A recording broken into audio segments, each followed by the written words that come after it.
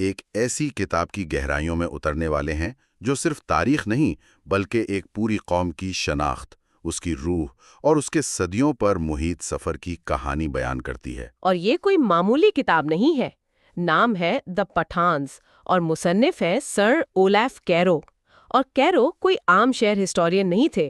انہوں نے اپنی زندگی کے تقریباً 25 سال پٹھانوں کے درمیان ان کے علاقوں میں گزارے۔ جی، گورنر بھی رہے۔ بالکل، اور ان کے کلچر کو بہت قریب سے دیکھا۔ اور اسی تجربے اور گہری تحقیق کا نچوڑ ہے یہ کتاب، جو ہمیں 2500 سال پیچھے لے جاتی ہے، مطلب 550 قبل مسیح سے لے کر 1957 تک۔ اس گفتگو کے سلسلے میں ہماری کوشش ہوگی کہ ہم اس کتاب کے ہر اہم پہلو کو سامنے لائیں۔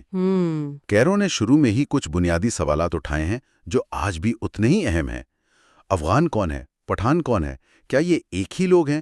ان کی ابتدا کہاں سے ہوئی؟ اور ان کی زبان پشتو کیسے بنی؟ تو آئیے اس دلچسپ سفر کا آغاز کرتے ہیں۔ یقیناً۔ اچھا، تو سب سے پہلی اور بنیادی الجھن جو اکثر لوگوں کو ہوتی ہے وہ افغان اور پٹھان کے فرق کی ہے۔ عام طور پر تو ہم ان الفاظ کو ایک دوسرے کے متبادل کے طور پر استعمال کرتے ہیں۔ کتاب اس بارے میں کیا کہتی ہے؟ یہ ایک بہترین نقطۂ آغاز ہے۔ کتاب کے مطابق اگرچہ آج یہ نام ایک دوسرے کی جگہ استعمال ہوتے ہیں، لیکن تاریخی طور پر ان میں ایک بہت واضح فرق موجود ہے۔ اچھا۔ اولاف کیرو بتاتے ہیں کہ جو قبائل میدانی علاقوں میں رہتے تھے، جیسے دورانی اور غلجئی، انہیں نسلی طور پر سینئر برانچ سمجھا جاتا تھا۔ اچھا۔ اور یہی وہ لوگ تھے جو خود کو افغان کہلانے کا اصل حقدار سمجھتے تھے۔ یعنی یہ ایک طرح سے جغرافیائی اور نسلی تقسیم تھی، میدانوں میں رہنے والے افغان اور پہاڑوں میں رہنے والے کچھ اور؟ بالکل۔ کیرو ان اصل افغانوں کو بھی مزید 2 حصوں میں تقسیم کرتے ہیں۔ ایک ہے مغربی افغان۔ مغربی افغان؟ جی، جن میں سب سے اہم دورانی قبیلہ ہے، جنہیں پہلے ابدالی کہا جاتا تھا، اور ان کے ساتھ غلجی۔ ان قبائل پر قندھار اور ہرات کی وجہ سے فارسی تہذیب اور زبان کا گہرا اثر رہا۔ اور دوسرے ہیں مشرقی افغان۔ ان میں پشاور کی وادی کے مشہور یوسف زئی اور ان سے جڑے دوسرے قبائل شامل ہیں۔ ان پر دہلی اور آگرہ کی مغل سلطنت کے اثرات زیادہ نمایاں رہے۔ تو آپ کہہ رہی ہیں کہ افغان کی چھتری تلے بھی 2 مختلف ثقافتی اثرات کام کر رہے تھے؟ بالکل یہی بات ہے۔ یہ تو بہت دلچسپ تقسیم ہے۔ تو پھر اس تصویر میں پٹھان یا پشتون کہاں فٹ ہوتے ہیں؟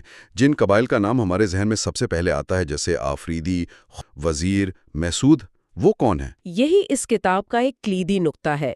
کیرو کے مطابق ان مشرقی اور مغربی افغانوں کے بیچ میں، یعنی سلیمان کے پہاڑی سلسلوں اور خیبر کے دروں میں جو قبائل آباد تھے، جی، انہیں پختون یا پشتون کہا جاتا ہے۔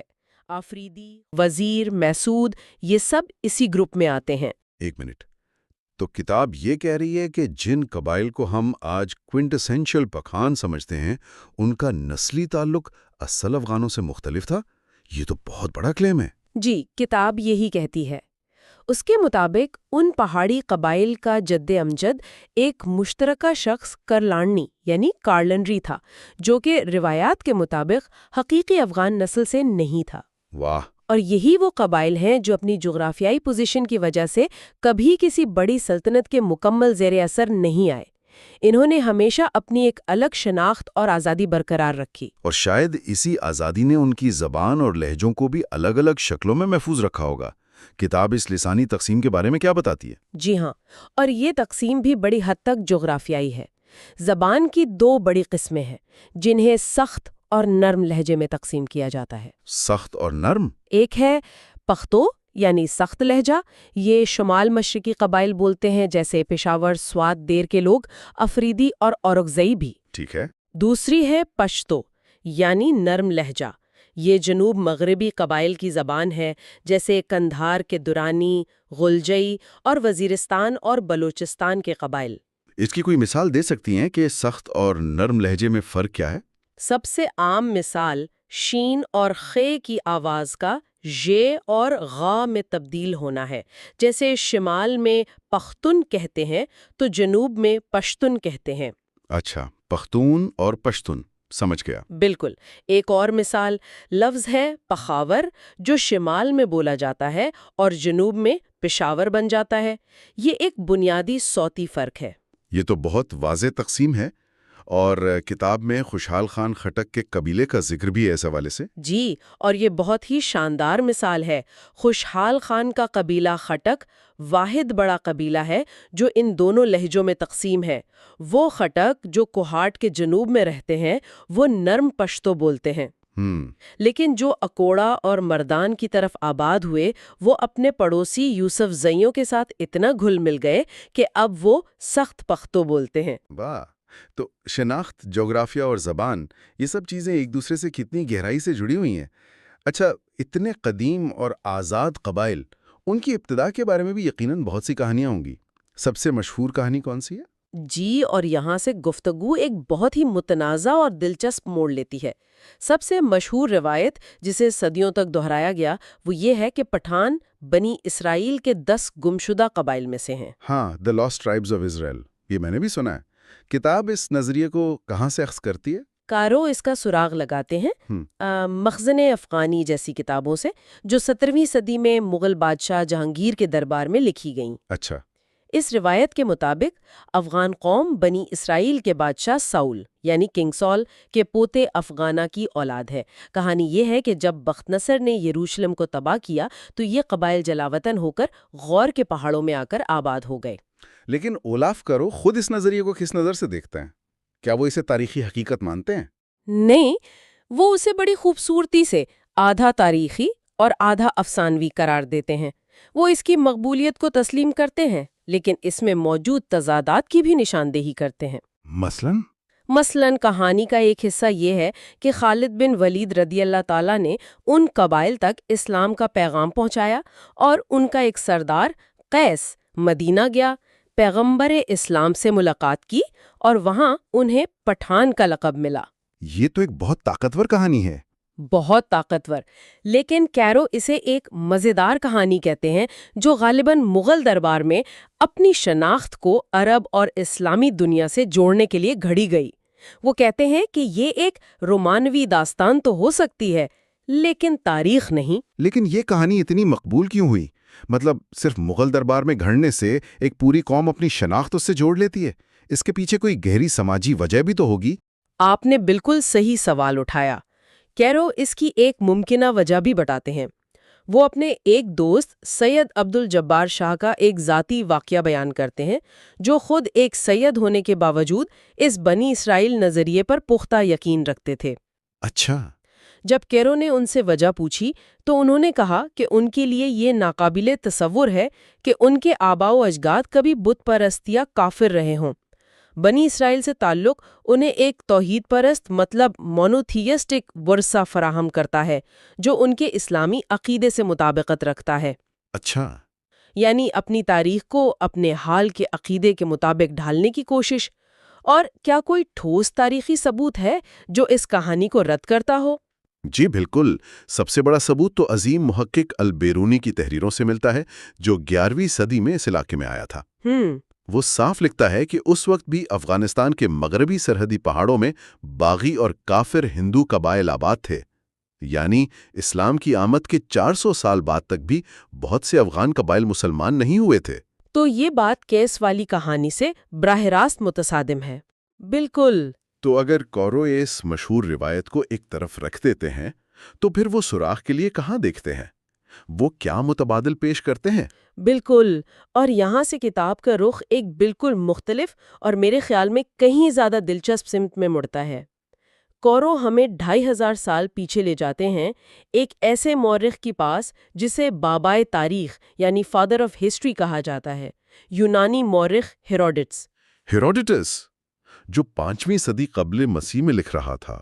جی، ہیروڈیٹس اس وقت کی سپر پاور فارسی اخیمنی سلطنت کے بارے میں لکھ رہا تھا۔ وہ اس سلطنت کے مختلف صوبوں اور ان میں رہنے والی قوموں کی تفصیلات بیان کرتا ہے۔ صحیح۔ اور اسی تفصیل میں وہ ایک ایسے علاقے کا ذکر کرتا ہے جسے وہ پختوئیک یعنی پختوئیز کہتا ہے اور وہاں کے رہنے والے لوگوں کو پختوئیز کہتا ہے۔ ایک منٹ، پختوئیز؟ یہ نام سننے میں تو بہت ہی جانا پہچانا لگ رہا ہے۔ کیا یہ محض ایک اتفاق ہے؟ یہی اس کتاب کا سب سے بڑا اور دھماکہ خیز دعویٰ ہے۔ کارو کے مطابق یہ اتفاق نہیں، یہ تاریخ ہے۔ پختویس ہی آج کے پختون ہیں۔ کیا بات ہے! ہم 2500 سال پرانے تاریخی ریکارڈ میں اس قوم کا نام اپنی اصل شکل کے بہت قریب دیکھ رہے ہیں۔ یہ تو واقعی ایک بہت بڑا انکشاف ہے۔ یعنی پشتونوں کا ذکر بنی اسرائیل کی کہانیوں میں نہیں بلکہ قدیم یونانی تاریخ میں موجود ہے۔ کاروں اس علاقے پختولائک کی جغرافیائی نشاندہی کیسے کرتے ہیں؟ وہ ایک اور ثبوت پیش کرتے ہیں۔ ہیروڈیٹس کیسپیٹورس یعنی کیسپیٹورس نامی ایک شہر کا بھی ذکر کرتا ہے جو اسی علاقے میں تھا۔ آج کے تقریباً تمام آرکیالوجسٹ اور مورخین اس بات پر متفق ہیں کہ کیسپیٹورس دراصل پشاور کا قدیم نام ہے۔ اچھا، تو پختولائک پشاور کے ارد گرد کا علاقہ یعنی قدیم گندھارا تھا اور پختویس یہاں کے رہنے والے تھے۔ ناقابل یقین! اور کیا ہیروڈیٹس صرف پختونوں کا ہی ذکر کرتا ہے یا آس پاس کے دوسرے قبائل کا بھی؟ دوسرے قبائل کا بھی ذکر کرتا ہے۔ وہ ایک قبیلے کا نام لیتا ہے اپاریتائی۔ اپریتائی؟ آفریدی؟ یہ تو آواز میں بہت قریب ہے۔ کیرو کے مطابق یہ بائناہی آفریدی ہیں جنہیں پشتو میں اپریدے یعنی اپاریدائی کہا جاتا ہے۔ آواز کی مماثلت حیران کن ہے۔ واہ! اس کے علاوہ وہ ستگدائی قبیلے کا ذکر کرتا ہے جس کا تعلق ممکنہ طور پر خٹک قبیلے سے جوڑا جا سکتا ہے۔ تو صرف پختون ہی نہیں بلکہ آفریدی اور خٹک جیسے ناموں کی جڑیں بھی قدیم یونانی تاریخ میں مل رہی ہیں۔ اور اسی فارسی سلطنت کا خاتمہ ایک اور بڑے یونانی نام نے کیا، سکندر اعظم۔ جب وہ 327 بیفور کرائسٹ میں اس علاقے میں آیا تو کیا اس نے بھی انہی قبائل کا سامنا کیا؟ کتاب کے مطابق سکندر کا یہاں قیام بہت مختصر تھا، 1 سال سے بھی کم۔ اس لیے جو مقامی روایات ہے جیسے آفریدیوں میں یونانی خون کی موجودگی کا دعویٰ، کیرو کے خیال میں ان کا تعلق سکندر سے نہیں بلکہ بعد میں آنے والے گریکو بیکٹیرین بادشاہوں کے دور سے ہو سکتا ہے۔ اچھا، جو یہاں 200 سال تک حکومت کرتے رہے؟ جی، لیکن سکندر کے اپنے مورخین نے یہاں کے قبائل کا جو ذکر کیا ہے وہ انتہائی اہم ہے۔ اور سکندر کی تاریخ ہم تک کس ذریعے سے پہنچتی ہے؟ بنیادی طور پر یونانی مورخ آرین یعنی آرین کی تحریروں سے، اور آرین یہاں ایک اور حیرت انگیز انکشاف کرتا ہے۔ جب سکندر ہندو کش پار کر کے کابل کی وادی میں داخل ہوا تو اس نے 2 بڑے قبائل کا سامنا کیا۔ پہلا قبیلہ تھا اسپاسی۔ اسپاسی، اس نام میں کیا خاص بات ہے؟ یہ قبیلہ کرو اور باجوڑ کے علاقوں میں رہتا تھا۔ کرو بتاتے ہیں کہ قدیم فارسی زبان میں اسپا یعنی ایسپا کا مطلب ہوتا ہے گھوڑا۔ ایک منٹ، اسپا یعنی گھوڑا، اور آج کی یوسف زئی خود کو اسپزئی یا اسپزئی بھی کہتے ہیں۔ کیا کرو ان دونوں کو جوڑتے ہیں؟ بالکل، یہی ان کی دلیل ہے۔ اسپاسی غالباً اسپزئی کی ہی قدیم یونانی شکل ہے، یعنی گھوڑے کی اولاد۔ یہ نام آج بھی یوسف زئی قبیلے کی ایک شاخ استعمال کرتی ہے۔ واہ، اسپاسی سے اسپازئی، یہ تو واقعی بہت قریب ہے۔ اور دوسرا قبیلہ کون سا تھا جس کا آرین نے ذکر کیا؟ دوسرا قبیلہ اساکنی یعنی ایسا سینی تھا، جو سوات کی وادی میں آباد تھا۔ ان کا نام بھی اتنا ہی دلچسپ ہے۔ کارو کے مطابق ان کا نام سنسکرت کے لفظ اشوا یعنی اسوا سے نکلا ہے، جس کا مطلب بھی گھوڑا ہے۔ کیا بات ہے! ایک قبیلے کا نام فارسی کے لفظ اسپا سے اور دوسرے کا سنسکرت کے اشوا سے، اور دونوں کا مطلب گھوڑا ہے۔ یہی اس خطے کی خوبصورتی اور تاریخی اہمیت ہے۔ یہ اس بات کا ثبوت ہے کہ یہ علاقہ ہمیشہ سے ایرانی اور انڈین تہذیبوں کا سنگم رہا ہے۔ ایک طرف ایرانی پٹھار کا اثر تھا تو دوسری طرف برصغیر کا، اور یہاں کے قبائل کے ناموں میں یہ دونوں تہذیبیں جھلک رہی ہیں۔ تو آج کی گفتگو کا خلاصہ یہ ہے کہ پٹھانوں کی شناخت کی جڑیں بنی اسرائیل کی روایات سے کہیں زیادہ گہری اور پرانی قدیم یونانی تاریخ میں ملتی ہیں۔ ہیروڈوٹس کے پکٹوس سے لے کر آرین کے اسپاسی تک ہمیں پختون اور یوسف زئی جیسے نام 2500 سال پرانے ریکارڈ میں نظر آتے ہیں۔ بالکل، اور یہ تو صرف آغاز ہے۔ کارو یہ ثابت کرتے ہیں کہ یہ قوم کسی ایک نسل سے نہیں بلکہ تاریخ کے دریا میں شامل ہونے والے کئی ندی نالوں کا مجموعہ ہے۔ سکندر کے بعد اس خطے پر حملوں کا ایک نہ ختم ہونے والا سلسلہ شروع ہوا، اور اس نے یہاں کی آبادی، کلچر اور زبان پر گہرے نقوش چھوڑے۔ جی، یہ سفر واقعی یہیں ختم نہیں ہوتا۔ اگلے حصے میں ہم دیکھیں گے کہ سکندر کے جانے کے بعد ساکا، کشان اور پھر پراسرار سفید ہنس کی آمد نے اس خطے کی تاریخ کو کیسے ہمیشہ کے لیے بدل دیا اور اس قوم کی تشکیل میں کیا کردار ادا کیا؟ ہمارے ساتھ رہیے گا۔ اولاف کرو کی کتاب دی پٹھانس کے سفر کا یہ دوسرا حصہ ہے۔ پچھلی بار ہم قدیم زمانے کی بات کر رہے تھے، لیکن آج ہم مسلم مڈل ایجز یعنی تقریباً 1000 عیسوی سے لے کر 1707 تک کے دور کو دیکھیں گے۔ جی، اورنگزیب کی وفات تک۔ اور یہ دور بڑا دلچسپ ہے۔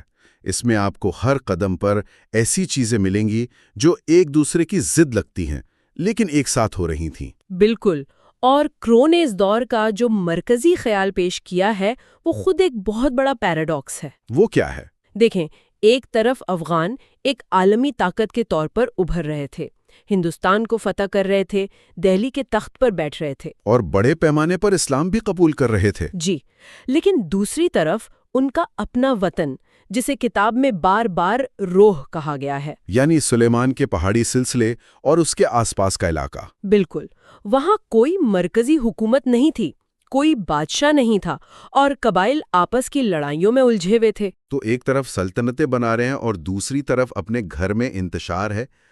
یہیں سے شاید محمود غزنوی کی کہانی شروع ہوتی ہے۔ حیرت کی بات یہ ہے کہ محمود خود ترک تھا، پشتون نہیں۔ جی، لیکن پشتون لوگ کہانیوں میں اسے اپنا پہلا قومی ہیرو سمجھا جاتا ہے۔ کرو اس کی کیا وجہ بتاتا ہے؟ اس کی وجہ بہت پریکٹیکل ہے۔ محمود کی فوجیں بھری ہوئی تھیں مقامی قبائل سے، اچھا، خاص کر ان لوگوں سے جنہیں تاریخ کی کتابوں میں خلجی اور افغان کہا گیا ہے۔ اس کی فتوحات آپ یوں سمجھیں کہ دراصل ان قبائل کی فتوحات تھیں۔ تو اسلام بھی اسی دور میں تیزی سے پھیلا؟ جی، یہی وہ دور تھا۔ محمود کے حملے صرف لوٹ مار کے لیے نہیں تھے، وہ اپنے ساتھ ایک نیا مذہب اور ایک نئی دنیا کا تصور بھی لائے۔ ان قبائل کے لیے محمود ایک لیڈر تھا جس نے انہیں ان کے پہاڑوں سے نکال کر دنیا کے سٹیج پر لا کھڑا کیا۔ اور یہ خلجی کون تھے؟ یہ نام بار بار آتا ہے لیکن اکثر واضح نہیں ہوتا۔ یہ ایک بہت اہم سوال ہے جس پر کرو نے کافی زور دیا ہے۔ وہ بتاتا ہے کہ دہلی پر حکومت کرنے والا خلجی خاندان دراصل آج کے غلجی قبیلے سے تعلق رکھتا تھا؟ بالکل، جو آج بھی افغانستان کا سب سے بڑا اور طاقتور قبیلہ ہے۔ اس نے اس تعلق کو ثابت کرنے کے لیے 18ویں صدی کے عظیم پشتون شاعر خوشحال خان خٹک کا حوالہ دیا ہے۔ اچھا، خوشحال خان اپنی شاعری میں صاف صاف لکھتا ہے کہ سلطان جلال الدین کون تھا؟ وہ اصل میں ولایت کا ایک غلجی تھا۔ تو یہ تعلق پشتونوں کی اپنی روایات میں بھی بہت مضبوط ہے۔ تو غزنبیوں کے دور میں پشتون ایک فوجی قوت بن کر ابھر رہے تھے، جی، اور لیکن پھر وسطی ایشیا سے ایک ایسا طوفان اٹھا جس نے سب کچھ تہس نہس کر دیا، منگول۔ جی، چنگیز خان اور بعد میں تیمور۔ انہوں نے افغانستان کے شہری علاقوں میں ناقابل تصور تباہی مچائی۔ غزنی جیسے عظیم شہر کو تو مکمل طور پر برباد کر دیا گیا۔ لیکن یہاں کرو ایک بہت دلچسپ نقطہ اٹھاتا ہے۔ جی، وہ کہتا ہے کہ پشتونوں کا اصل مرکز یعنی روح کا پہاڑی علاقہ ان حملوں سے بڑی حد تک محفوظ رہا۔ تو یہ روح ایک طرح سے ناقابل تسخیر قلعہ تھا۔ بالکل، منگولوں کی سب سے بڑی طاقت ان کے گھوڑ سوار دستے تھے جو کھلے میدانوں میں قیامت برپا کرتے تھے۔ اور پہاڑوں میں وہ بیکار تھے؟ جی، روح کے تنگ پہاڑی دروں، گھاٹیوں اور اونچی چوٹیوں میں ان کی یہ طاقت بیکار تھی۔ اس جغرافیہ نے نہ صرف پشتونوں کو جسمانی طور پر بچایا بلکہ ان کی آزادی اور قبائلی روایات کو بھی صدیوں تک محفوظ رکھا۔ اور اسی وجہ سے یہ علاقہ ہندوستان کی سلطنتوں کے لیے ہمیشہ بہترین سپاہیوں کا ایک ذریعہ بنا رہا۔ ایک نہ ختم ہونے والا ذریعہ۔ جب بھی دلی کے بادشاہوں کو فوج کی ضرورت پڑتی، ان کی نظریں روح کی طرف اٹھتی تھیں۔ اور انہی سپاہیوں میں سے ایک ایسا شخص نکلا جس نے دلی کا تخت ہی الٹ دیا۔ اب آتے ہیں اس شخص پر جسے اولاف کرو تاریخ کا سب سے نامور افغان کہتا ہے، شیر شاہ سوری۔ لیکن یہاں بھی وہی تضاد ہے کہ تاریخ کا سب سے عظیم افغان اپنی سلطنت ہندوستان میں بناتا ہے، اس کی حکومت بمشکل دریائے سندھ کو پار کرتی ہے۔ شیر شاہ کی کہانی کمال کی ہے۔ اس کا اصل نام فرید تھا۔ اس کا دادا گھوڑوں کا ایک عام تاجر تھا جو روس سے ہندوستان آیا تھا۔ یعنی وہ صرف ایک جنگجو نہیں تھا، اسے حکومت چلانا بھی آتا تھا۔ بالکل، اس نے اپنی صلاحیتیں کسی جنگ کے میدان میں نہیں بلکہ اپنے والد کی چھوٹی سی جاگیر کا انتظام سنبھالتے ہوئے دکھائیں۔ وہ کسانوں کی اہمیت کو سمجھتا تھا۔ اس کا مشہور قول ہے کہ ملک کی بھلائی کا انحصار کسانوں پر ہے۔ اور اس نے جو نظام بنایا اسے تو بعد میں مغلوں نے بھی اپنایا۔ جی، اس نے زمین کی پیمائش، ٹیکس کا نظام اور انصاف کا ایک ایسا بہترین سسٹم بنایا جس کی تعریف آج بھی کی جاتی ہے۔ کتاب میں بابر اور شیر شاہ کی پہلی ملاقات کا ایک بڑا زبردست قصہ ہے۔ جی، یہ کمال کا نفسیاتی مشاہدہ ہے۔ شیر شاہ، جو اس وقت ایک معمولی سردار تھا، بابر کے دربار میں مہمان ہے اور اسے ایک خاص ازبک ڈش پیش کی جاتی ہے جسے کھانے کا طریقہ اسے نہیں معلوم۔ اب ایسی صورتحال میں کوئی بھی شخص شرمندہ ہو سکتا ہے، لیکن شیر شاہ نہیں۔ وہ اپنی جگہ پر بیٹھ کر پریشان ہونے کے بجائے اپنا خنجر نکالتا ہے۔ جی، اور اپنی سہولت کے مطابق گوشت کے ٹکڑے کرتا ہے اور آرام سے کھانے لگتا ہے۔ یعنی وہ کسی اصول یا روایات کا پابند نہیں ہے، وہ اپنا راستہ خود بناتا ہے۔ بالکل، اور بابر، جو خود بھی انسانوں کا بہت بڑا پارکھی تھا، فوراً یہ بھانپ لیتا ہے۔ وہ اپنے وزیر سے کہتا ہے کہ اس شخص پر نظر رکھو۔ اس کی آنکھوں میں مجھے بادشاہت کی چمک نظر آتی ہے۔ ایسے لوگ خطرناک ہوتے ہیں، اسے قید کر لینا چاہیے۔ یہ چھوٹی سی حرکت شیر شاہ کی پوری شخصیت کو بیان کر دیتی ہے۔ واہ! اور اس کی شخصیت کا ایک دوسرا پہلو بھی ہے جو چوسا کی جنگ کے بعد سامنے آیا۔ جی، جب اس نے مغل بادشاہ ہمایوں کو شکست دی۔ جنگ کے بعد ہمایوں کی بیگمات اور خاندان کے لوگ شیر شاہ کے سپاہیوں کے ہاتھ لگ گئے، اور جب انہیں شیر شاہ کے سامنے لایا گیا تو وہ فوراً اپنے گھوڑے سے اترا، زمین پر جھک کر انہیں سلام کیا اور پورے شاہی احترام کے ساتھ انہیں واپس ہمایوں کے پاس بھجوا دیا۔ یہ پشتون ولی کی بہترین مثال ہے۔ مسلح افراد کو کبھی نقصان نہیں پہنچایا جاتا۔ لیکن پھر ایک کہانی ایسی بھی ہے جو پشتون غیرت اور انا کے ایک بہت تاریک پہلو کو دکھاتی ہے، وہ نیازی قبیلے والا واقعہ۔ ہاں، وہ ایک بہت تکلیف دہ واقعہ ہے۔ شیر شاہ کے بھتیجے مبارک خان نیازی کو ایک دوسرے قبیلے سنبل کی لڑکی پسند آ گئی۔ قبیلے والوں نے انکار کر دیا۔ جی، مبارک نے طاقت کے زور پر لڑکی کو اٹھانے کی کوشش کی تو سنبل قبیلے کے لوگوں نے اسے قتل کر دیا۔ بات شیرشاہ تک پہنچی تو اس نے اپنے ایک بہترین جنرل ہیبت خان نیازی، جو خود بھی نیازی تھا، کو حکم دیا کہ وہ اس معاملے کو حل کرے۔ لیکن ہیبت خان نے جو کیا وہ ناقابل یقین تھا۔ اس نے سنبل قبیلے کو سبق سکھانے کے بجائے اپنے ہی نیازی قبیلے کے لوگوں پر غداری کا الزام لگا دیا۔ جی، کہ انہوں نے بادشاہ کے بھتیجے کی حفاظت نہیں کی۔ اس نے دھوکے سے اپنے ہی قبیلے کے 900 سرداروں کو معافی کا وعدہ کر کے ایک جگہ بلایا اور پھر سب کو بے دردی سے قتل کروا دیا۔ 900 لوگ! جب شیرشاہ کو اس بات کا علم ہوا تو وہ سخت ناراض ہوا اور کہا کہ قبائلیوں کے درمیان ایسا گھٹیا اور بے غیرتی کا کام پہلے کبھی نہیں ہوا۔ یہ تو بہت خوفناک بات ہے۔ کیا یہ صرف قبائلی غیرت کا معاملہ تھا یا اس میں شیر شاہ کی ریاستی پالیسی بھی شامل تھی؟ مطلب کیا وہ یہ پیغام دے رہا تھا کہ ریاست قبیلے سے بالاتر ہے؟ یہ ایک بہت اہم نقطہ ہے۔ کرو کا بھی یہی خیال ہے کہ یہ صرف قبائلی انتقام نہیں تھا۔ ہیبت خان بادشاہ کو یہ دکھانا چاہتا تھا کہ اس کی وفاداری اپنے قبیلے سے زیادہ بادشاہ کے ساتھ ہے۔ لیکن یہ واقعہ پشتون روایات کی پیچیدگی کو بھی ظاہر کرتا ہے۔ جی، جہاں غیرت، انا، وفاداری اور بے رحمی کی لکیریں اکثر ایک دوسرے میں مل جاتی ہیں۔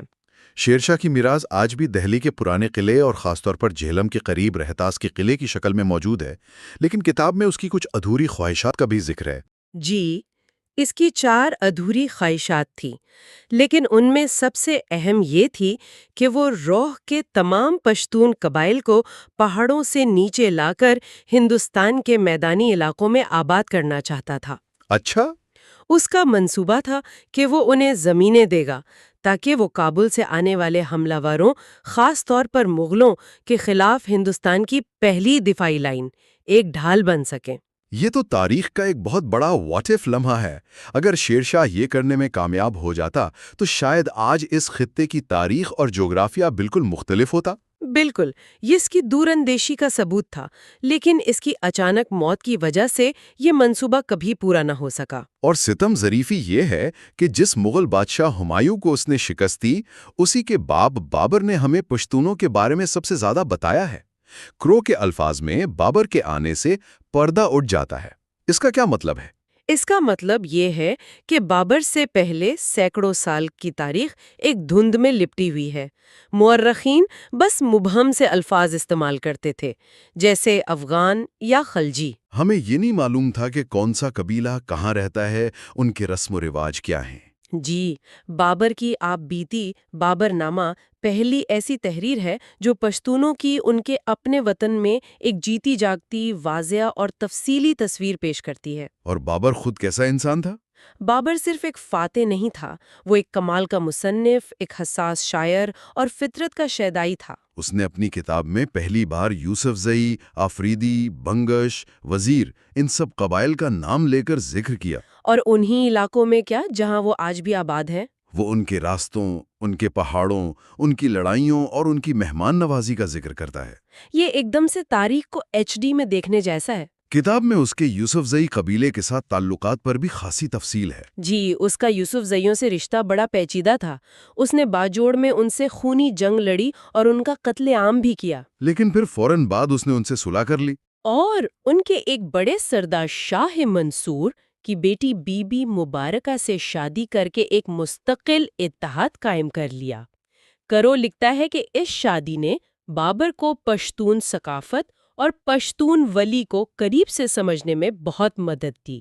لیکن بابر نامہ میں ایک بہت بڑی چیز غائب ہے، ایک ایسا قبیلہ جس کا ذکر ہی نہیں ملتا۔ ہاں، اور یہ ایک بہت بڑا تاریخی معاملہ ہے۔ بابر اپنی کتاب میں ابدالی قبیلے کا ذکر نہیں کرتا، جو بعد میں درانی کہلائے اور 18ویں صدی میں احمد شاہ ابدالی کی قیادت میں افغانستان کی سلطنت کی بنیاد رکھی۔ تو اس کا مطلب ہے کہ مستقبل میں افغانستان پر حکومت کرنے والے لوگ بابر کے زمانے میں اتنے غیر اہم تھے کہ اس نے ان کا ذکر تک نہیں کیا۔ کرو کا اشارہ اسی طرف ہے۔ اس کا مطلب یہ ہے کہ 16ویں صدی کے شروع میں ابدالی قبیلہ کندہار کے علاقے میں کوئی بڑی سیاسی یا فوجی طاقت نہیں تھا، وہ شاید بعد میں اہمیت اختیار کر گئے۔ یہ بابر نامہ کی ایک ایسی خاموشی ہے جو بہت کچھ بولتی ہے۔ بالکل۔ ہم نے بابر کی بات کی جو ایک باہر سے آنے والے کی نظر تھی، لیکن کیا پشتونوں نے اپنی تاریخ خود بھی لکھی؟ اور اگر لکھی تو کیا وہ بابر کی باتوں سے اتفاق کرتی ہے؟ یہ بہت دلچسپ سوال ہے۔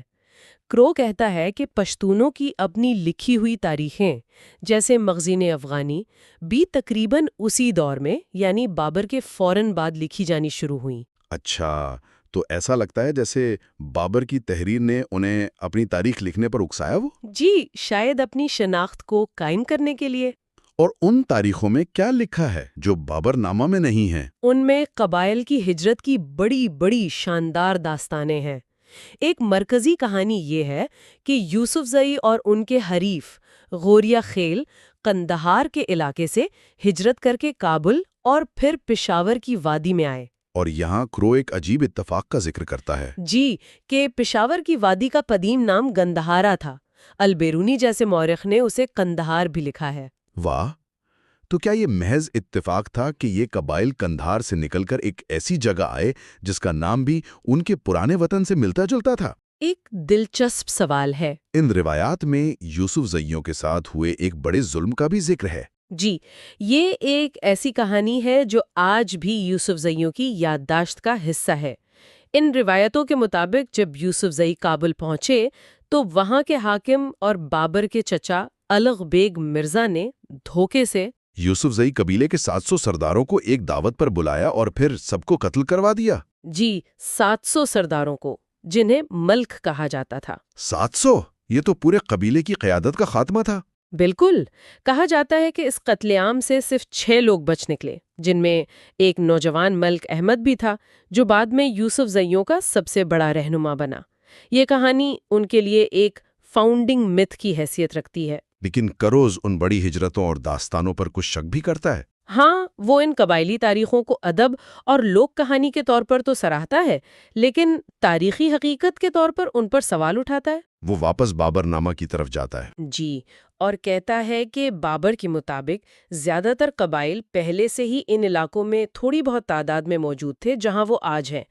کرو کا خیال ہے کہ ہو سکتا ہے کہ یہ قبائلی تاریخیں چھوٹے موٹے جھڑپوں اور نقل مکانی کو بڑھا چڑھا کر ایک بڑی ایپک جنگ اور قومی ہجرت کے طور پر پیش کرتی ہوں تاکہ اپنے قبیلے کی شان و شوکت کو بڑھایا جا سکے۔ بالکل۔ تو ہمارے پاس دو طرح کی تصویریں ہیں، ایک بابر کی لکھی ہوئی تفصیلی حقیقت پر مبنی، لیکن ایک باہر والے کی آپ بیتی، اور دوسری قبائل کی اپنی شاندار جذباتی لیکن شاید کچھ افسانوی تاریخ۔ اور یہ دور مغل سلطنت کی بنیاد رکھتا ہے اور ساتھ ہی ان قبائل کو قابو میں رکھنے کے لیے مغلوں کی ایک طویل اور خونی جدوجہد کا آغاز بھی کرتا ہے۔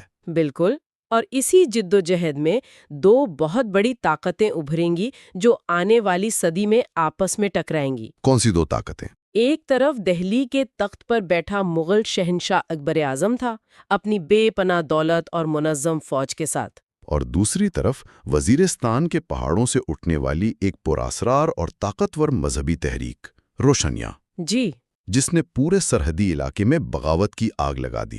جی یہ سفر یہیں ختم نہیں ہوتا۔ اگلے حصے میں ہم دیکھیں گے کہ جب اکبر کی عظیم الشان فوج کا ٹکراؤ سوات اور باجوڑ کے یوسف زئیوں سے ہوتا ہے تو کیا تباہی مچتی ہے۔ اور ہم تاریخ کے سب سے مشہور پشتون شاعر اور جنگجو خوشحال خان خٹک سے ملیں گے، جس نے قلم اور تلوار دونوں سے اکیلے پوری مغل سلطنت کو چیلنج کیا۔ تو اولف کیرو کی کتاب دی پٹھانس کا یہ تیسرا حصہ ہے، اور ہم بات کر رہے ہیں 18ویں صدی کی۔ جی، ایک ایسا دور جب ہندوستان میں مغل سلطنت اور ایران میں صفوی سلطنت دونوں اپنی آخری سانسیں لے رہی تھیں۔ ایک بہت بڑا خلا پیدا ہو رہا تھا۔ اور جہاں خلا ہوتا ہے وہاں کوئی نئی طاقت تو آتی ہی ہے۔ بالکل، اور تاریخ ہمیں یہی بتاتی ہے۔ اس معاملے میں دو نئی طاقتیں ابھریں، ایک طرف پنجاب میں سکھ اور دوسری طرف تاریخ میں پہلی بار خود افغانوں کی اپنی ریاست، جی، جسے ہم درانی سلطنت کے نام سے جانتے ہیں۔ اور اسی دورانی سلطنت کے بانی احمد شاہ ابدالی آج ہماری گفتگو کا مرکزی کردار ہیں۔ تو کہانی شروع ہوتی ہے قندھار سے، ٹھیک ہے؟ جہاں گلجی قبیلے نے ایرانی صفوی حکومت کے خلاف بغاوت کی۔ جی، سال تھا 1707۔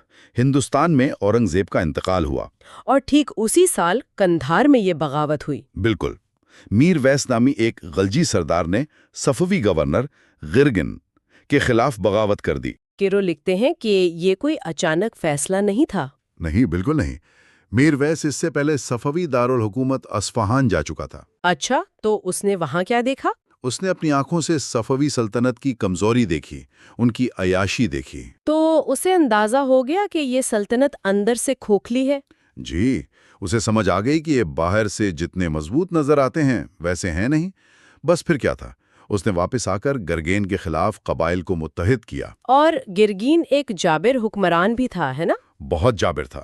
تو میر ویس نے چالاکی اور طاقت کا ایسا امتزاج استعمال کیا کہ گورنر کو شکست دے کر قندھار پر قبضہ کر لیا۔ اور یہیں سے کیرو ایک بہت دلچسپ نفسیاتی نکتہ اٹھاتے ہیں۔ کون سا؟ وہ کہتے ہیں کہ اسی دور سے یہ روایت شروع ہوئی کہ افغان فارسیوں کو کمزور اور عیاش سمجھتے ہیں، اور فارسی افغانوں کو غیر مہذب اور وحشی۔ یہ بات آج تک کسی نہ کسی شکل میں موجود ہے۔ صحیح۔ تو میر ویس کے بعد کیا ہوا؟ اس کے بعد اس کا بیٹا آیا، محمود غلجی۔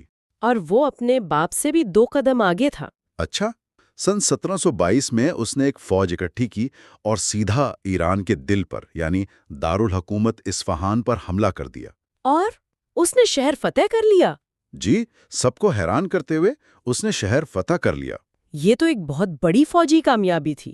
مطلب ایک قبائلی سردار کا بیٹا ایران جیسی عظیم سلطنت کے تخت پر بیٹھ گیا۔ بالکل، لیکن یہاں کیرو ایک بنیادی مسئلہ بتاتے ہیں کہ غلجی جنگیں تو جیت سکتے تھے، لیکن حکومت نہیں کر سکتے تھے۔ ایسا کیوں تھا؟ کیا صرف تجربے کی کمی تھی؟ نہیں، یہ تجربے سے زیادہ گہری بات تھی۔ یہ ان کی قبائلی ذہنیت کا مسئلہ تھا۔ اچھا۔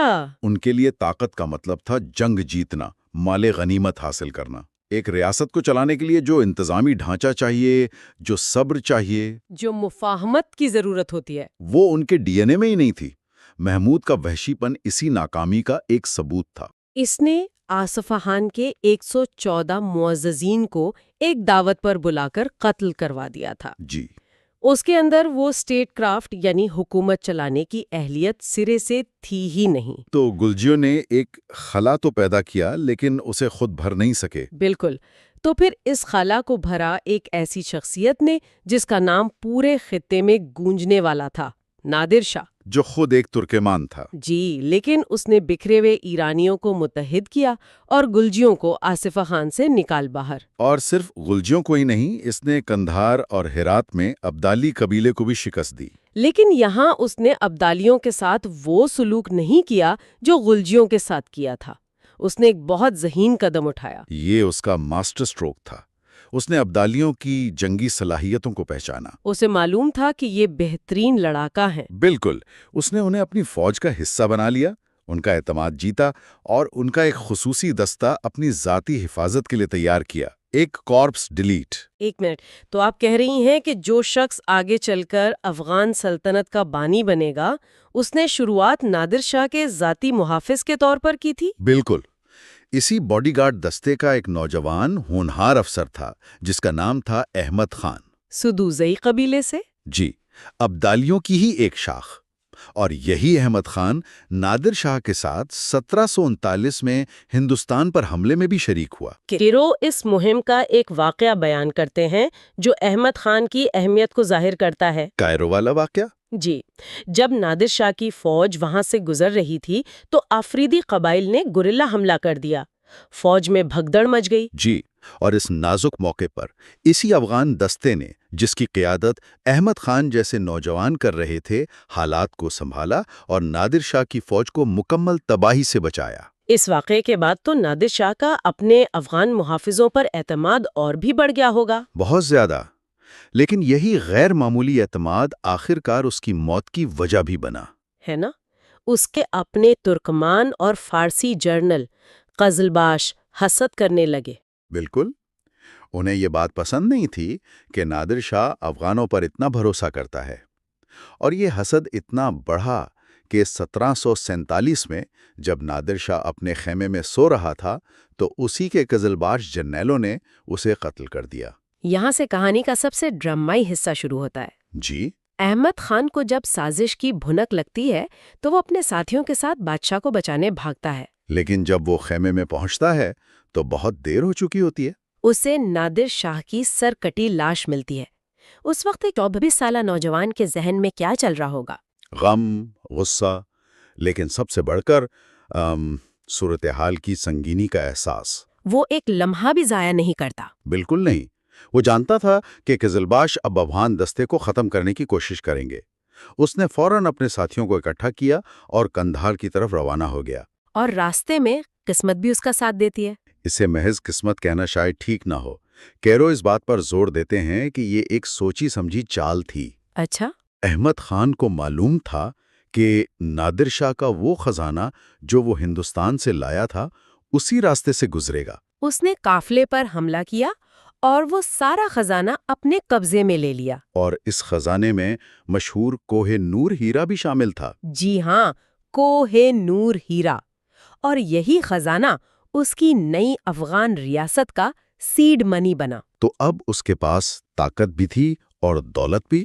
بالکل، وہ قندھار پہنچا اور پھر تمام پشتون سردار قندھار کے قریب شیر سرخ کے مزار پر جمع ہوئے۔ یہ فیصلہ کرنے کے لیے کہ ان کا نیا بادشاہ کون ہوگا۔ جی، اور تصور کریں اس منظر کا، تمام بڑے بڑے سردار، طاقتور قبیلوں کے سربراہ اپنی بہادری کے قصے سنا رہے ہیں۔ ہر کوئی اپنی بڑائی بیان کر رہا ہے۔ اور ایک کونے میں یہ 24 سال کا نوجوان احمد خان خاموش بیٹھا ہے۔ اور یہی خاموشی اس کی سب سے بڑی طاقت تھی۔ کئی دن تک بحث چلتی رہی، کوئی فیصلہ نہ ہو سکا۔ تب صابر شاہ نامی ایک درویش آگے بڑھا۔ جی، اور اس نے زمین سے گندم کا ایک خوشہ اٹھایا اور اسے احمد خان کی پگڑی میں سجا دیا اور اعلان کیا کہ یہی تم سب کا بادشاہ ہے۔ اس ایک عمل نے اسے سیاسی اور روحانی دونوں طرح کی لیجیٹمیسی دے دی۔ بالکل۔ لیکن باقی سردار کیوں مان گئے؟ وہ تو اس سے کہیں زیادہ طاقتور تھے۔ یہی تو ان کی غلط فہمی تھی۔ انہوں نے سوچا کہ احمد خان کا قبیلہ سدوزئی بہت چھوٹا اور کمزور ہے۔ کہ ہم اسے بادشاہ بنا دیتے ہیں لیکن اصل طاقت ہمارے ہاتھ میں رہے گی۔ صحیح۔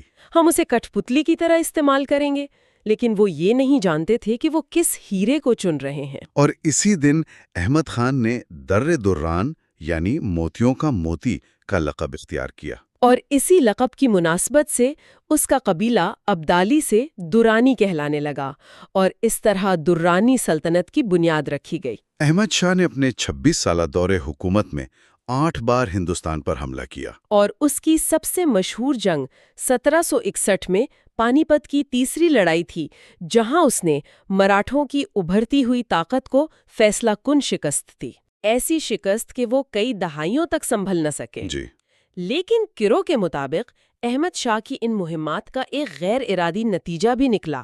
اس نے دہلی کی مغل سلطنت کو اتنا کمزور کر دیا کہ شمالی ہندوستان میں ایک اور خلا پیدا ہو گیا۔ اور اس خلا کو پر کرنے کے لیے پنجاب میں سکھوں کو ابھرنے کا موقع ملا۔ یہ ایک تاریخی ستم ظریفی ہے۔ بالکل، کہ احمد شاہ نے جس سلطنت کی بنیاد رکھی، اس کے سب سے بڑے دشمن سکھ اسی کی پالیسیوں کی وجہ سے طاقتور ہوئے۔ لیکن بحیثیت بادشاہ احمد شاہ کیسا تھا؟ وہ ایک حقیقی پشتون بادشاہ تھا، اپنے سرداروں کے ساتھ قالین پر بیٹھتا تھا، ان کے ساتھ کھانا کھاتا تھا، مشورہ کرتا تھا۔ اس نے کبھی عوام سے اپنا رابطہ نہیں توڑا۔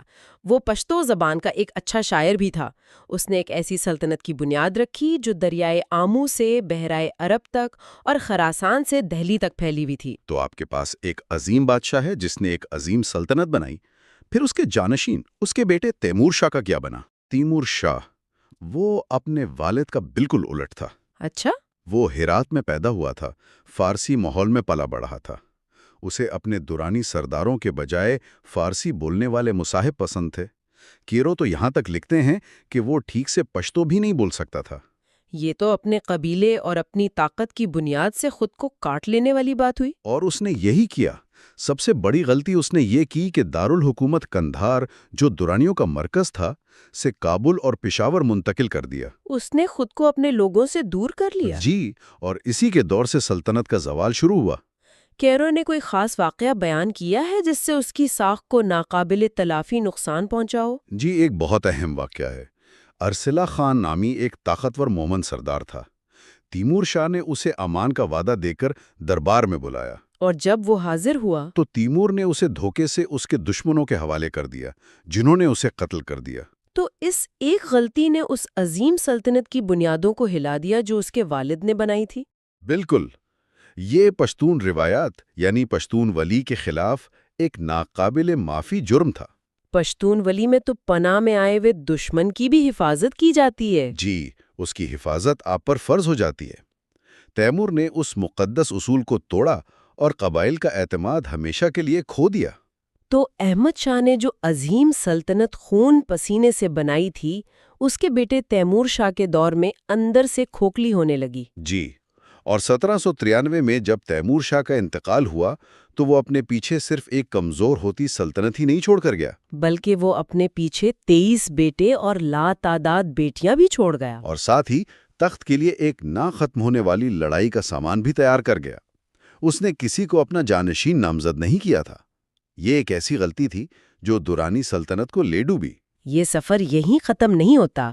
اگلے حصے میں ہم دیکھیں گے کہ کیسے تیمور شاہ کے بیٹوں کی آپسی لڑائیوں، جسے تاریخ میں بادشاہ گردی کہا جاتا ہے، یعنی بادشاہ بنانے کا کھیل، اس نے دورانی سلطنت کو تباہی کے دہانے پر پہنچا دیا۔ اور کیسے اسی افراتفری کے دوران پنجاب میں رنجیت سنگھ کی قیادت میں ایک نئی سکھ طاقت ابھرتی ہے جو پشاور کے دروازوں پر دستک دینے والی تھی۔ آج ہم اولاف کیرو کی کتاب دی پٹھانس کے آخری حصے پر بات کر رہے ہیں۔ کہانی شروع ہوتی ہے 1849 سے۔ جی، جب انگریزوں نے سکھوں کو شکست دے کر پشاور پر قبضہ کیا۔ اور دورانی سلطنت تو پہلے ہی کمزور ہو چکی تھی، تو ایک طرح سے ایک خلا پیدا ہو گیا تھا۔ بالکل، اور کیرو کہتا ہے کہ اس خلا کو چند بہت ہی غیر معمولی انگریز افسروں نے پر کیا، جنہیں وہ پیلاڈنز کہتا ہے۔ پیلاڈنز جی یعنی قدیم زمانے کے بہادر جنگجوؤں جیسے۔ جی، اور کیرو کا اصل نقطہ یہ ہے کہ یہ صرف حکومت کی تبدیلی نہیں تھی، یہ دو دنیاؤں کا ٹکراؤ تھا۔ ایک طرف برطانوی راج تھا، منظم، قانون پسند، ہر چیز تحریر میں لانے والا۔ صحیح، اور دوسری طرف پشتون قبائل جن کی دنیا صدیوں پرانی روایات، غیرت اور پختونولی کے اصولوں پر چلتی تھی۔ تو وہ ابتدائی افسر جیسے جان نکلسن اور ہربرٹ ایڈورڈز وہ اس ٹکراؤ پہ بالکل مرکز پہ کھڑے تھے، اور ان کی شخصیت اور فیصلوں نے ہی اگلے 100 سال کی تاریخ کا رخ متعین کر دیا۔ تو آئیے ان پیلیڈنز سے ہی شروع کرتے ہیں۔ جان نکلسن کا نام سب سے پہلے آتا ہے، جسے پنجاب کا شیر بھی کہتے ہیں۔ کیرو اس کی جو تصویر کھینچتا ہے وہ کسی لارجر دین لائف فگر کی لگتی ہے، سخت چہرہ، حاکمانہ آنکھیں، لمبی سیاہ داڑھی۔ اس کا روب اتنا تھا کہ لوگ اس سے ڈرتے بھی تھے اور متاثر بھی ہوتے تھے۔ اتنا کہ کیرو لکھتا ہے کہ ہزارہ میں نکلسینی نام کا ایک فرقہ بن گیا تھا جو اسے پیر مان کر اس کی پوجا کرتا تھا۔ ایک منٹ، یعنی لوگ جان نکلسن کی پوجا کرنے لگے تھے؟ یہ تو بہت ہی عجیب بات ہے۔ جی، اس سے اس کی شخصیت کے روب کا اندازہ ہوتا ہے۔ اس کے اپنے ساتھی انگریز بھی اس سے ڈرتے تھے۔ وہ ایک زبردست سپاہی اور منتظم تھا، اس میں کوئی شک نہیں۔ لیکن کیا کیرو یہ نہیں کہتا کہ اس کی شخصیت میں ایک دوسرا رخ بھی تھا؟ آپ نے بہت اہم نقطہ اٹھایا ہے۔ کیرو اس کا دوسرا رخ بھی دکھاتا ہے۔ وہ ناقابل یقین حد تک ضدی اور غصیلا تھا۔ اچھا، کیرو نے تو یہاں تک لکھا ہے کہ اس کا غصہ ایک بے لگام شیطان جیسا تھا۔ وہ ایک عظیم سپاہی تو تھا، لیکن لوگوں کا باپ نہیں بن سکا۔ مطلب اس سے لوگ محبت نہیں، خوف کرتے تھے۔ وہ ایک سخت حاکم تھا۔ جی، اور شاید اس وقت اسی کی ضرورت تھی، لیکن یہ واحد ماڈل نہیں تھا جو کامیاب ہو سکتا تھا۔ کیونکہ اس کے بالکل برعکس ہربرٹ ایڈورڈز تھا جو بنو میں تعینات تھا۔ وہ خوش مزاج اور ملنسار تھا۔ اور کیرو لکھتا ہے کہ ایڈورڈز نے بنو جیسے ویران اور مشکل علاقے کو ایک مسکراتی ہوئے دیہاتی علاقے میں بدل دیا۔ اس نے یہ کیسے کیا؟ اس کا طریقہ بالکل مختلف تھا۔ وہ طاقت کے بجائے بھروسے پر یقین رکھتا تھا۔ کیرو ایڈورڈز کی اپنی تحریر سے ایک شاندار کہانی نقل کرتی ہے۔ کون سی کہانی؟ بنو میں ایک بہت طاقتور وزیر سردار تھا، سوان خان۔ کیرو اس کا حلیہ بتاتی ہے کہ اس کا سر شیر جیسا اور ہاتھ پولر بیئر جیسے تھے، ایک دیو ہیکل شخص۔ اچھا، سب نے ایڈورڈز کو کہا کہ اس پر بھروسہ مت کرنا، یہ خطرناک ہے۔ اور ایڈورڈز نے اس کے برعکس کیا ہوگا۔ جی، اس نے سوان خان پر مکمل بھروسہ کیا، اسے عزت دی اور بڑی ذمہ داریاں دیں۔ سالوں بعد ایڈورڈز نے لکھا، اور یہ جملہ بہت اہم ہے، کیا لکھا اس نے؟ میں نے ان جنگلی لوگوں پر جتنا بھروسہ کیا، انہوں نے اس سے کہیں زیادہ اس کی لاج رکھی۔ واہ، کیرو کے لیے یہ اس دور کا سب سے بڑا سبق ہے کہ پشتونوں کے ساتھ کام کرنے کا اصل طریقہ ان کی عزت کرنا اور ان پر یقین کرنا ہے۔ ان دو بڑے ناموں کے علاوہ فریڈرک میکسن اور جیمز ایبٹ بھی تھے۔ میکسن کو تو مقامی لوگ کشن کاکا کہتے تھے، جو بہت محبت کی علامت ہے۔ ہاں، اور افریدی قبائل اسے پہاڑی جنگ کا سب سے بڑا ماہر مانتے تھے۔ شاید وہ نکلسن کی طرح ڈرامائی نہیں تھا، اس لیے تاریخ کی کتابوں میں اس کا ذکر کم ہے، لیکن لوگوں کے دلوں میں اس کی عزت بہت زیادہ تھی۔ اور جیمز ایبٹ، جس کے نام پر ایبٹ آباد ہے؟ جی، وہ نکلسن کے برعکس ایک چھوٹے قد کا دبلا پتلا انسان تھا۔ اس نے ہزارہ کے لوگوں کے دل جیت لیے تھے۔ کیرا ایک بوڑھے ملک قاسم خان کی کہانی سناتا ہے جس نے ایبٹ کو دیکھا تھا۔ اس نے کیا کہا تھا؟ اس نے کہا، وہ ہمارا باپ تھا اور ہم اس کے بچے، اب ایبٹ صاحب جیسے انگریز نہیں رہے۔ یہ ایک بہت طاقتور جملہ ہے، وہ ہمارا باپ تھا۔ اس سے پتہ چلتا ہے کہ قانون کا نہیں بلکہ ایک ذاتی رشتے کا تھا۔ اچھا، یہ شخصیات تو بہت دلچسپ ہیں، لیکن ان سب کو ایک اوور آرچنگ برطانوی پالیسی کے تحت ہی کام کرنا تھا۔ وہ پالیسی کیا تھی؟ وہ پالیسی تھی کلوز بارڈر پالیسی۔ انگریزوں نے ایک لکیر کھینچ دی۔ ایک لکیر؟ مطلب میدانی علاقے جہاں ان کا مکمل کنٹرول تھا، وہاں انہوں نے اپنا قانون، عدالتیں اور پولیس کا نظام نافذ کر دیا، لیکن اس لکیر کے پار پہاڑی قبائلی علاقوں کو انہوں نے بالکل ویسا ہی چھوڑ دیا، آزاد، خود مختار۔ وہ ان علاقوں کو یاغستان کہتے تھے، یعنی باغیوں کی سرزمین۔ جی بالکل۔ یہ تو سننے میں ایک بہت بڑی غلطی لگتی ہے۔ آپ ایک ہی قوم کو دو حصوں میں کیسے تقسیم کر سکتے ہیں، ایک قانون کے تحت اور دوسرا قانون سے باہر؟ بالکل، یہی بنیادی مسئلہ تھا۔ میدانی اور پہاڑی پشتونوں میں کوئی فرق نہیں تھا، ان کی آپس میں رشتہ داریاں تھیں، زمینیں تھیں، کاروبار تھا۔ اور سب سے بڑھ کر وہ سب ایک ہی کوڈ یعنی پختونولی پر چلتے تھے۔ صحیح۔ اب انگریزی قانون اور پختونولی میں اکثر ٹکراؤ ہوتا تھا، خاص طور پر نواتیں کے معاملے میں، یعنی پناہ دینے کی روایت۔ کیرو اس کی ایک مثال دیتا ہے جو اس مسئلے کو بالکل واضح کر دیتی ہے۔ فرض کریں شب قدر کا کوئی شخص قتل کر کے پہاڑوں میں اپنے رشتہ داروں کے پاس بھاگ جاتا ہے، تو وہاں کا ملک مشکی پختونولی کے تحت اسے پناہ دینے پر مجبور ہے۔ پناہ نہ دینا سب سے بڑی بےغیرتی سمجھی جاتی ہے۔ لیکن انگریز حکومت کے لیے وہ ایک مجرم ہے، ایک آؤٹ لا۔ بالکل۔ تو جب قبیلہ اسے حوالے کرنے سے انکار کرتا تو انگریز جوابی کارروائی کرتے، یا تو قبیلے کا میدانی علاقوں سے دانا پانی بند کر دیتے، جسے بندش کہتے ہیں، یا پھر میدانی علاقوں میں اس قبیلے کے لوگوں کو پکڑ لیتے، جسے بار متا کہا جاتا تھا۔ جی، یہ ایک نہ ختم ہونے والا چکر تھا جس نے دونوں طرف بداعتمادی پیدا کی۔ اچھا، تو اس مسئلے کو حل کرنے کے لیے انہوں نے فرنٹیئر کرائمز ریگولیشن یعنی FCR متعارف کرایا۔ 1872 میں۔ اس کا آئیڈیا تو اچھا لگتا ہے کہ قتل اور غیرت جیسے معاملات کو عدالتوں کے بجائے مقامی جرگوں کے ذریعے حل کیا جائے۔ آئیڈیا اچھا تھا، لیکن کیرو کا خیال ہے کہ یہ نظام بری طرح ناکام رہا، اور اس کی وجہ بہت گہری ہے۔ کیرو کا نقطہ یہ ہے کہ یہ ناکامی صرف ایک قانون کی ناکامی نہیں تھی۔ تو پھر کیا تھی؟ یہ نوآبادیاتی ذہن کی حد کو ظاہر کرتی ہے۔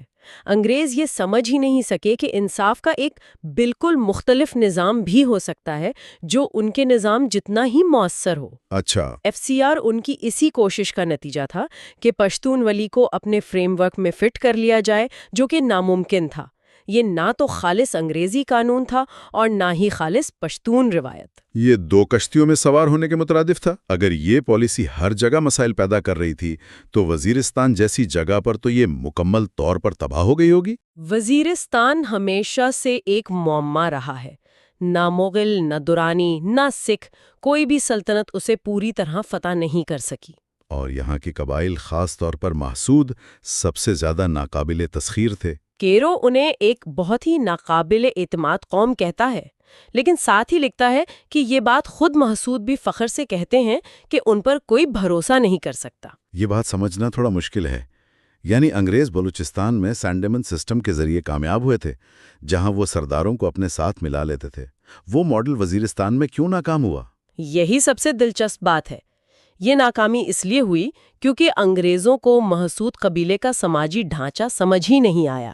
وہ کیسے؟ دیکھیں، بلوچستان میں سرداری نظام تھا جہاں ایک سردار پورے قبیلے کو کنٹرول کرتا تھا۔ آپ سردار کو ساتھ ملا لیں، قبیلہ آپ کے ساتھ ہے۔ صحیح۔ لیکن محسود قبائل بہت جمہوری سوچ رکھتے تھے۔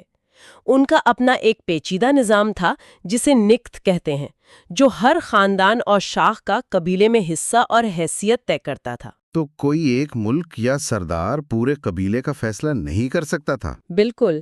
تو جب انگریز کسی ایک ملک کو پیسے یا مراد دیتے تو باقی قبیلہ اسے قبول ہی نہیں کرتا تھا۔ اس خلا میں پھر لیڈرشپ کیسے ابھری؟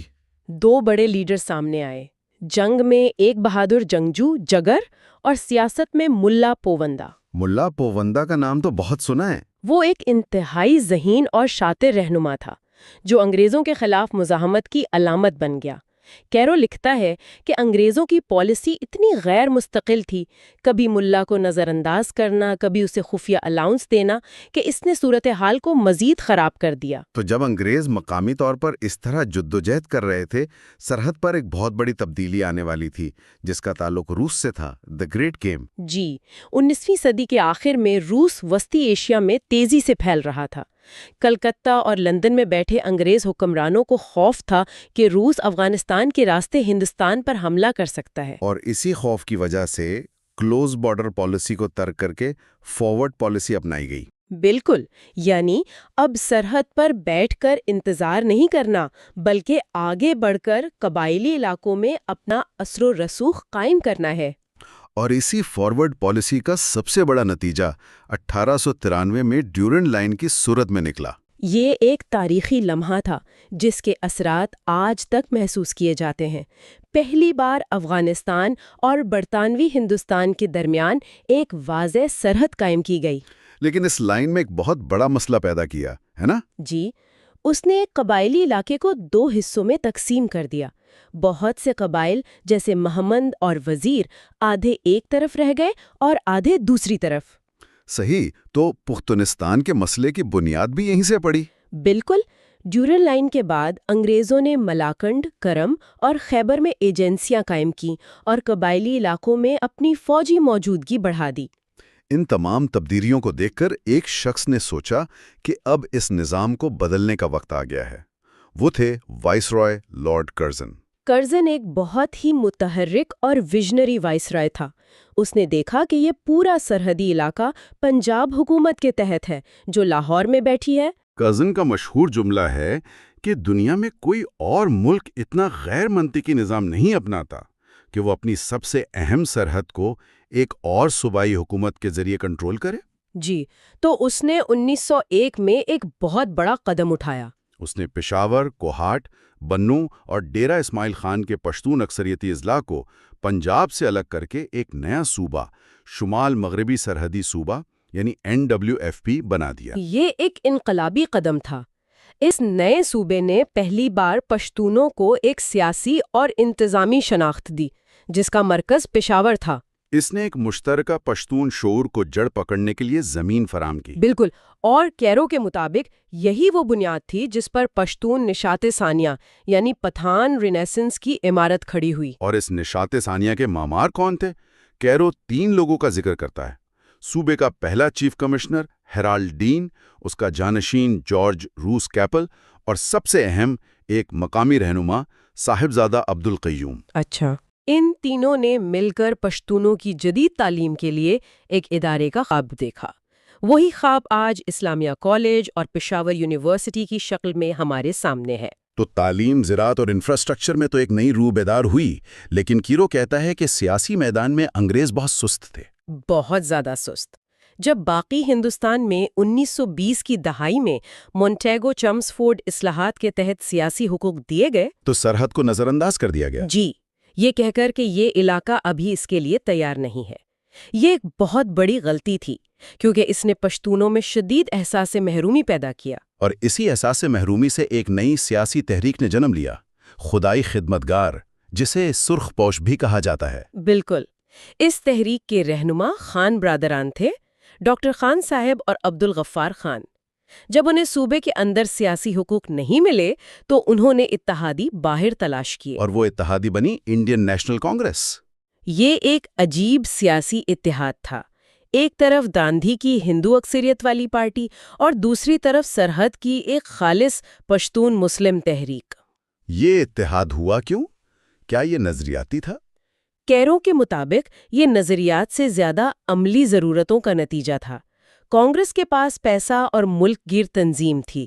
خدائی خدمت گار تحریک کو انگریزوں کے خلاف کھڑا ہونے کے لیے اسی مدد کی ضرورت تھی. صحیح. اس اتحاد نے فرنٹیئر کی سیاست کو پہلی بار آل انڈیا سیاست سے جوڑ دیا. اور اس کے نتائج بہت دور رس ثابت ہوئے. آخرکار بہت جد و جہد کے بعد 1932 میں سرحد کو مکمل صوبے کا درجہ دیا گیا اور صاحبزادہ عبدالقیوم اس کے پہلے وزیر بنے. لیکن جب تقسیم ہند کا وقت آیا تو تاریخ نے ایک اور شاید سب سے بڑا موڑ لیا. یہ تاریخ کا سب سے پیچیدہ باب ہے. ایک طرف خدائی خدمت گار تحریک تھی جو کانگریس کی اتحادی ہونے کی وجہ سے متحدہ ہندوستان کی حامی تھی. لیکن دوسری طرف مسلم لیگ کا پاکستان کا نعرہ تھا. جی، جو مذہب کی بنیاد پر تھا. جب ریفرنڈم کا وقت آیا تو سوال یہ تھا کہ پشتون کس کا ساتھ دیں گے. تو ایک ایسی تحریک جو کانگریس کی اتحادی تھی، اس کے صوبے نے پاکستان کے حق میں ووٹ کیسے دیا؟ یہ تھوڑا کنفیوزنگ ہے. خدائی خدمتگار میں ریفرنڈم کا بائیکاٹ کر دیا. اچھا، کیوں؟ یہ کہتے ہوئے کہ اس میں آزاد پختونستان کا آپشن شامل نہیں ہے. اس بائیکاٹ کی وجہ سے مسلم لیگ کو کھلا میدان مل گیا. کیرو کے مطابق آخر میں مذہب کی پکار زیادہ طاقتور ثابت ہوئی. تو پشتونوں کی اکثریت نے اپنی قسمت کو نئی بننے والی مسلم ریاست پاکستان کے ساتھ جوڑنے کا فیصلہ کیا. جی. کتاب کے آخر میں کیرو اس 100 سالہ دور پر نظر ڈالتا ہے. وہ انگریزوں اور پشتونوں کے تعلق کو کس طرح دیکھتا ہے؟ وہ اسے ایک بہت گہرے اور انمٹ رشتے کے طور پر دیکھتی ہیں.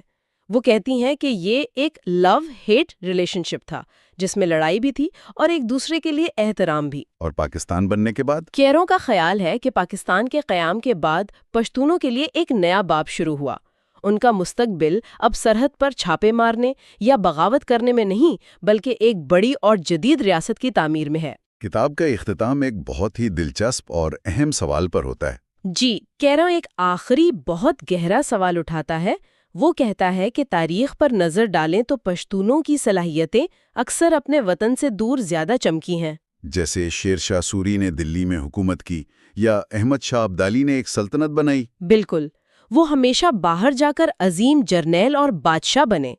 تو کیرو سوال کرتا ہے کہ کیا پاکستان کا وسیع میدان ان کی صلاحیتوں کو ایک نیا آسمان فراہم کرے گا؟ کیا وہ اپنی تاریخ کی سب سے بڑی بلندی تک پہنچ پائیں گے؟ ہاں، لیکن اس بار حملہ آور کے طور پر نہیں، بلکہ ایک ریاست کے معمار کے طور پر۔ وہ اس کا